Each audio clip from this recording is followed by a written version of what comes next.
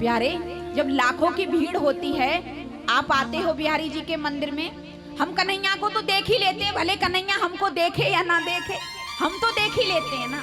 यही बात विदुर जी ने विदुरानी से कहा। विदुर जी कहते हैं कि भले हम नहीं देख पाए, हमको भगवान नहीं देख पाए, लेकिन हम तो भगवान को देख ही लेंगे। ये बात कही विदुर जी ने, तो विदुरानी और विदुर दोनों लोग तैयार होकर के पहुंच गए और जाकर के एक दीवार से सिर लगाकर खड़े हो गए और खड़े होकर के देख रहे हैं। दुर्योधन ने बहुत अच्छी व्यवस्था की है, आरती की थाली सजी है, फूलों की बरसात हो रही है, गोविंद चारों तरफ देखते हुए रथ को लिए हुए जा रहे हैं।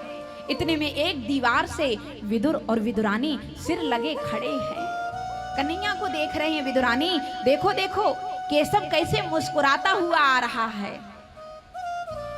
जैसे ही यात्रा विदुर जी की सुनकर के रथ दुर्योधन के पास पहुंचता है, मेरे केशव मेरे गोविंद रथ से उतरते हैं, दुर्योधन के पास जाते हैं, दुर्योधन से कहते हैं, दुर्योधन पांडवों के साथ जो अन्याय हो रहा है आपको पता चल गया होगा कि मैं न्याय करने के लिए शांति दूत बन के आया हूं। मैं चाहता हूं आपके वंश में, आपके कुल में कोई झगड़ा नहीं हो, महाभारत जैसा युद्ध नहीं हो। ये बात कही तो कहने लगे, आप कहना क्या चाहते हो? तो दुर्योधन से कहने लगे, गोविंद दुर्योधन ये बताइए, पांडव तुम्हारे भाई है ना? बोले हाँ जी। बोले तुम्हारे चाचा के बेटा हैं? बोले हाँ जी।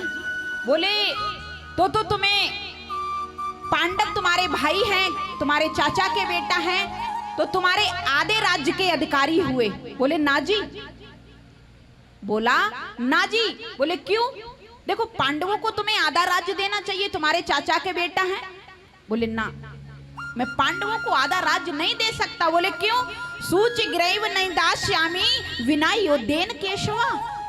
एक केशव, बिना युद्ध के तो मैं सुई की नोक के बराबर भी नहीं दूंगा।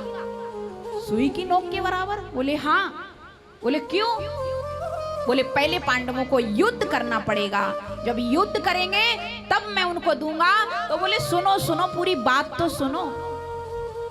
आप पूरा राज्य मत दीजिए, आप आधा राज्य भी मत दो पांडवों के लिए, लेकिन कम से कम 5 गांव पांडवों को दे दो तो वो अपना गुजारा कर लेंगे।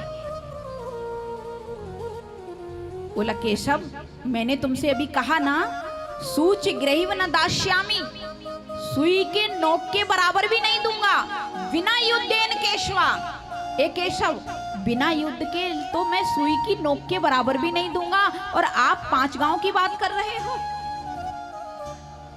इतनी बात सुनकर के भगवान कृष्ण की तरफ हंसकर के दुर्योधन बोला, प्रभु इधर सुनो, ये राजनीति की बातें बाद में कर लेना। मेरी माता गांधारी ने 56 प्रकार के व्यंजन बनाए हैं, चलकर के उनका भोग लगाइए। मैंने सुना है आपको 56 प्रकार बड़ा प्यारा भोजन लगता है।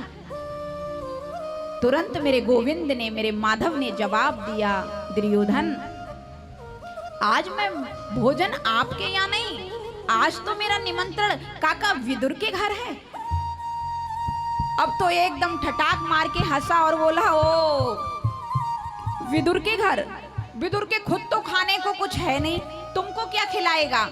गोविंद कहते हैं, जिसने निमंत्रण किया है ना तो इंतजाम वही करेगा ना, हमें इसकी क्या टेंशन, हमें इसकी चिंता नहीं। बोले पर बात समझ में नहीं आई, जब हस्तिनापुर से तुम आए, हस्तिनापुर को द्वारिका से, तो सीधे चले आ रहे हो, विदुर जी का निमंत्रण आपको कब मिल गया? तो कहने लगे, जब मैं हस्तिनापुर में था ना तो विदुर जी का पत्र गया था कि कभी हस्तिनापुर आओ ना तो हमारे घर जरूर पधारना। अब तो विदुर विदुरानी का मयूर रूप मन से मोहर एकदम नाचने लगा, नृत्य करने लगा, कन्हैया हमारा नाम ले रहा है। प्यारे, हम लोग देखते हैं आज के संसार के व्यक्ति, अगर कोई मंत्री या कोई संतरी या कोई बड़ा सीएम इत्यादि हमारे पास आ जाए तो हम सबसे पहले क्या करते हैं बताओ? उसके साथ में चित्र लेते हैं। हाँ जी या ना? क्या करेंगे? नेक, अरे प्रभु जरा इधर आइए, थोड़ा सा सेल्फी हो जाए तो बढ़िया रहेगा। ये चित्र ले रहे हैं हम लोग। चित्र कभी मत लीजिए, व्यक्ति के चरित्र पर चलने का प्रयास कीजिए, लोग तुम्हारा भी चित्र लेने लगेंगे। अब जब भगवान की जुबा पर विदुर का नाम आ गया तो विदुर का मन रूपी मोर इतनी तेज से नाचने लगा, दौड़ने लगा। विदुरानी से बोले सुनो जल्दी दौड़ो। कहाँ? बोले घर चलो। क्या करें? बोले घर में चल करके चौका लगाओ, बर्तन साफ करो और बढ़िया से साफ सुथरा बनाओ, कन्हैया घर पे आएगा। गंदे घर में भगवान प्रवेश नहीं करते हैं, इसलिए हमेशा साफ सफाई बहुत आवश्यक है।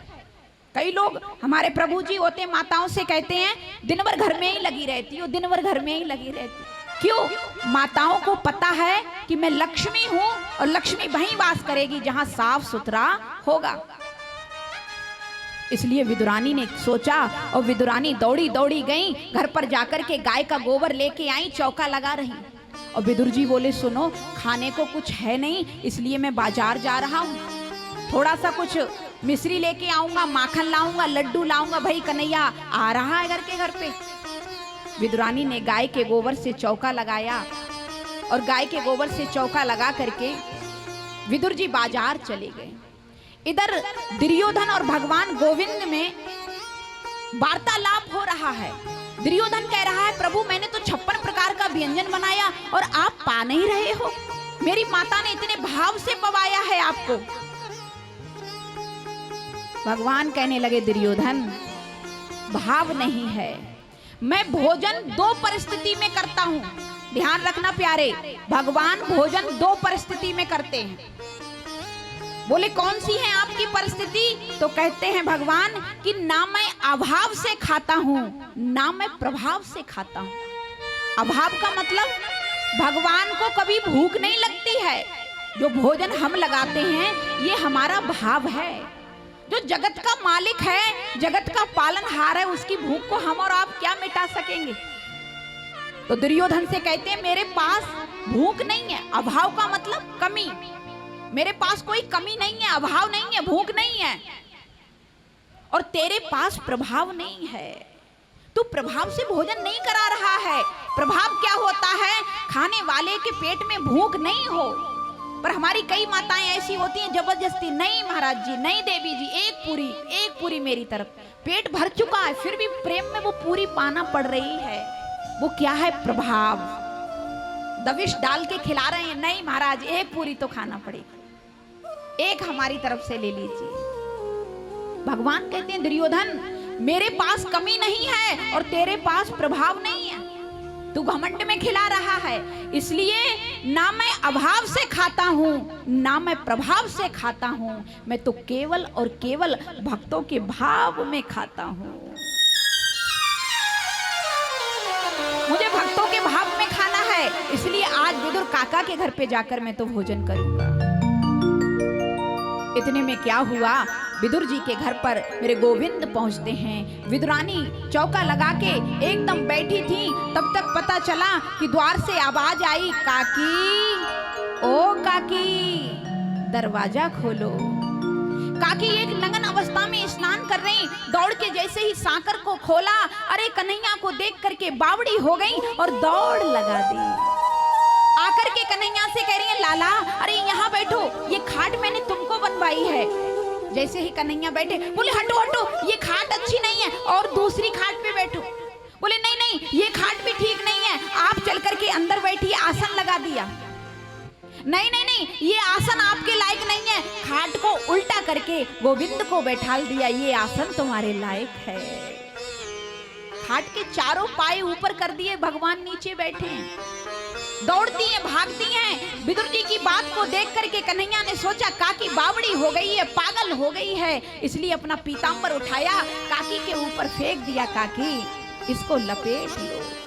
काकी ने लपेट लिया। भगवान ने पेट में हाथ रख के कहा काकी बहुत भूख लग रही है, कुछ खाने को मिलेगा? एकदम कहने लगी लाला काका बाजार गए हैं, कुछ लेके आ रहे होंगे। काकी मुझे तो बहुत तेज से भूख लगी है। तो एकदम जाकर के विदुरानी से कहने लगे, विदुरानी कहने लगी लाला कदली का वन है, केले के फल लेके मैं आई हूँ, ये रख दिए हैं मैंने, अगर आपको लगे तो 2 एक केला खा लिए, तब तक काका बाजार से आ जाएंगे। काकी जल्दी लेके आओ। मेरे गोविंद ने काकी के हाथों से वो फल लेकर के काकी आई, केले के छिलके को छीलकर भगवान को देती हैं और केला आंगन में फेंक रही है। लाला मीठा है ना, मैं बड़े भाव से जल देती हूँ। कन्हैया की आंखों में आंसू आ गए। काकी, जब तुमने भक्ति का जल दिया है तो फल तो स्वतः मीठा हो जाएगा। ये बात सुनी तो भगवान काकी के हाथ से केले पा रहे हैं। मेरे गोविंद ने 1 नहीं, 2 नहीं, 3 नहीं, प्रेम में आकर के 45 केले के छिलके पाए हैं।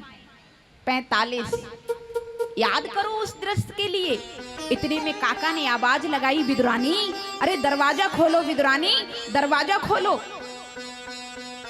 काकी दौड़ी दौड़ी गई, कहने लगी क्या बात है, क्यों चिल्ला रहे हो? बोले दरवाजा खोलिए। बोले क्यों? बोले कन्हैया आने वाला है।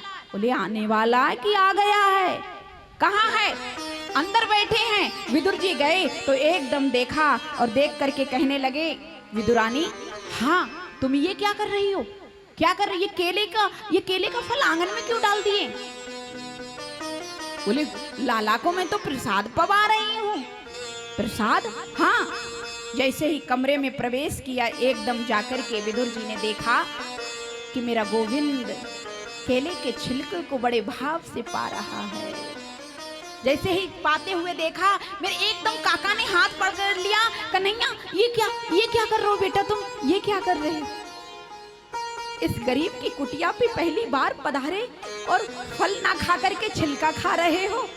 अरे लाला, मुझे क्यों नरक में डाल रहे हो? एकदम कन्हैया की नजर गई और कहने लगा, काका मुझे नहीं पता कि ये केले का फल है या केले का छिलका है। मुझे तो केवल और केवल इतना पता है कि इसमें काकी का प्रेम है। प्रेम बिना पावे नहीं, हुन्नर करे हजार। हमारा गोविंद प्रेम के बिना पाता नहीं है, चाहे कितने भी आप 56 व्यंजन तैयार कर लेना। प्रेम बिना पावे नहीं, हुन्नर करे हजार। कहे प्रीतम प्रेम बिना, मिले न नटवर नंद कुमार।